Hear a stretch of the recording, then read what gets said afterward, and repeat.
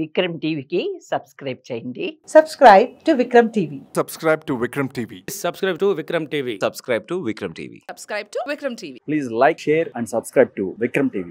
కేటీఆర్ అరెస్టుపై రాజకీయ వర్గాల్లో కానీ ప్రజల్లో కానీ చాలా కాలంగా ఒక చర్చ అయితే జరుగుతుంది. కేటీఆర్ని ఫార్ములా 1 కేసులో అరెస్ట్ చేస్తారా, లేకపోతే ఫోన్ ట్యాపింగ్ కేసులో అరెస్ట్ చేస్తారా, లేకపోతే కాళేశ్వరం కేసులో అరెస్ట్ చేస్తారా, లేకపోతే లగచర్ల కేసులోనే అరెస్టు చేస్తారు అని అనుకున్నారు. మొన్నటి వరకు కూడా కేటీఆర్ అరెస్ట్ అవుతారా లేదా అనే చర్చ జరుగుతాయి. ఇప్పుడు మాత్రం ఈ ఫార్ములా 1 కేసులో కేటీఆర్ని ఏసీబీ ముందు అరెస్ట్ చేస్తుందా, లేకపోతే ఎన్ఫోర్స్మెంట్ డైరెక్టరేట్ ఈడీ ముందు అరెస్ట్ చేస్తుందా అనే అంశంపై చర్చ అయితే జరుగుతుంది. అయితే కేటీఆర్ ముందు నుంచి కూడా ఈ కేసును ఒక లొట్ట పీస్ కేసుగా ఆయన చెప్పుకుంటున్నాడు. లొట్ట పీస్ కేసు అయితే మీరు తప్పు చేయనప్పుడు విచారణకు ఎందుకు హాజరు కావడం లేదని కాంగ్రెస్ నేతలు కేటీఆర్ని విమర్శిస్తున్నారు. లొట్ట పీస్ కేసు అయితే హైకోర్టులో క్వాష్ పిటిషన్ ఎందుకు వేసినట్లు, లాయర్ సమక్షంలోనే విచారణకు ఎందుకు హాజరవుతానని చెప్తున్నట్లు, కుట్రపూరితంగా రాష్ట్ర ప్రభుత్వం ఈ కేసులో తనను ఇరికించిందని చెప్తున్నటువంటి కేటీఆర్ విచారణను ఎదుర్కోవడానికి ఎందుకు భయపడుతున్నాడని చెప్పేసి కాంగ్రెస్ నేతలు కేటీఆర్ని విమర్శిస్తూ ఉన్నారు. కేటీఆర్ను సూటిగా ఒక ప్రశ్న అడగదలుచుకున్నా.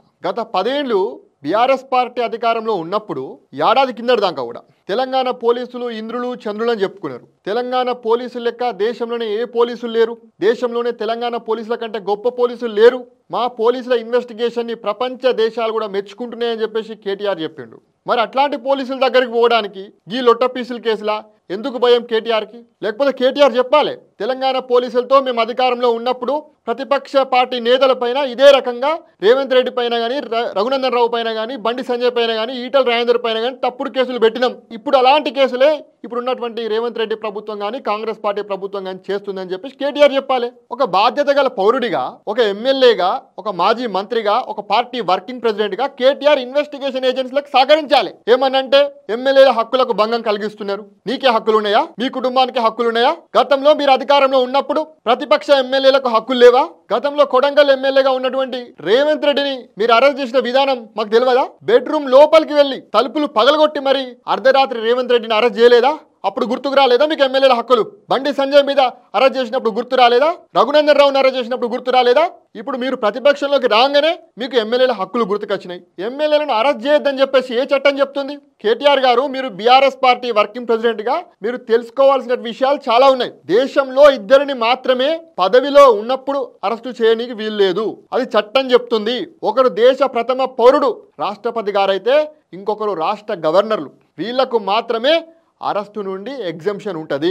మిగతా ఎవరినైనా సరే ఒక ఇన్స్పెక్టర్ స్థాయి అధికారి పోయి వాళ్ళని అరెస్ట్ చేసేటువంటి అధికారం భారతీయ శిక్షాంశృతి వాళ్ళకి ఇచ్చింది. నువ్వు కూడా అమెరికాలో పోయి చదువుకున్నావు కానీ నీకు తెలియదా? ముందు తెలుసుకోవాలా కేటీఆర్ గారు, మీరు చట్టం ముందు అందరు సమానులే. ఖచ్చితంగా కేటీఆర్ గారు విచారణకు హాజరు కావాల్సిందే. మీరు తప్పు చేయనప్పుడు, మీరు అవినీతి చేయనప్పుడు మీకు భయం ఎందుకు? మీరు తప్పు చేయనప్పుడు మిమ్మల్ని ఏ రేవంత్ రెడ్డి ఏం చేయడు, ఏ పోలీసులు ఏం చేయరు, ఏ కోర్టులు కూడా ఏం చేయరు. మీరే అంటున్నారు కదా, జైలుకు పోయి యోగా చేసుకుంటా, మంచిగా స్మార్ట్ గా రెడీ చేస్తా, ఆ తర్వాత వచ్చి పాదయాత్ర చేస్తా, చేయండి. మిమ్మల్ని ఎవరైతే అంటున్నారు? జైలుకు పోయి వచ్చిన అందరూ కూడా సీఎం అవుతున్నారట. అక్కడ ఏపీలో జగన్ అయ్యిండు, చంద్రబాబు నాయుడు అయ్యిండు, మొన్నటికి మొన్న రేవంత్ రెడ్డి అయ్యిండు. మీరు కూడా అవుతారేమో. మీ చెల్లె కూడా పోయింది జైలుకి, మరి ఆమె కూడా మీకు ఫోటో వస్తుందేమో చూసుకోరు.